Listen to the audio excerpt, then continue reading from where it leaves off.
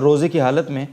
یہ پہلے بھی ہو چکا ہے سوال، دمہ کے جو مریض ہوتے ہیں انہیلر استعمال کرتے ہیں تو کیا حکم ہے؟ جی یہ چونکہ لوگ بہت زیادہ پوچھتے ہیں جی تو میں تھوڑی سی تفصیل اس کی بتا دیتا ہوں۔ جی عام جی طور پر یہ سمجھا جاتا ہے کہ اس میں چونکہ دوا نہیں ہے اور آکسیجن ہے، جی اور وہ چونکہ سانس کی نالی میں جاتی ہے، معدے کی نالی میں نہیں جاتی، تو اس لیے جو ہے وہ اس سے روزہ نہیں ٹوٹتا۔ لیکن بعض ڈاکٹروں کا کہنا یہ ہے کہ اس میں دوا بھی ہوتی ہے، اور اگرچہ اس کو جانا تو سانس کی نالی ہی میں چاہیے، لیکن اس کے کچھ ذرات وہ کھانے کی نالی میں بھی جا سکتے ہیں۔ جی تو اب چونکہ یہ ایک ایسی چیز ہے کہ بالکل 100% کوئی آدمی یہ یقین سے نہیں کہہ سکتا کہ وہ ان سانس کی نالی ہی میں جائے گا اور اس کے کچھ ذرات وہ کھانے کی نالی میں نہیں جائیں گے، جی تو اس لیے یہ کہا جاتا ہے کہ انہیلر کے استعمال سے روزہ ٹوٹ جاتا ہے۔ البتہ ایک بات ابھی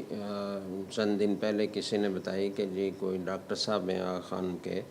اور وہ یہ کہتے ہیں کہ جی بالکل اس کا کوئی امکان نہیں ہے کہ معدے کی نالی میں کوئی چیز جائے، اچھا اور اس سے روزہ بالکل نہیں ٹوٹنا چاہیے۔ تو جو ڈاکٹر حضرات ہمارا یہ مسئلہ سن رہے ہیں ان سے گزارش ہے کہ وہ اپنی تحقیقات ہم سے شیئر کریں، اور اس بارے میں جو بھی ان کی معلومات ہیں اور جو ان کی جی مہارت ہے، بالکل ان کی تحقیق جو کہتی ہے، وہ علماء کو، مفتیان اکرام کو بتائیں۔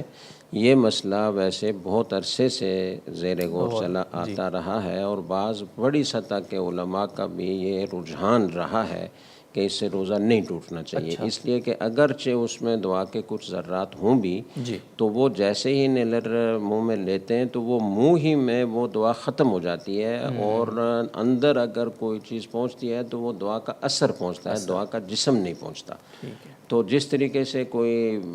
بام یا جی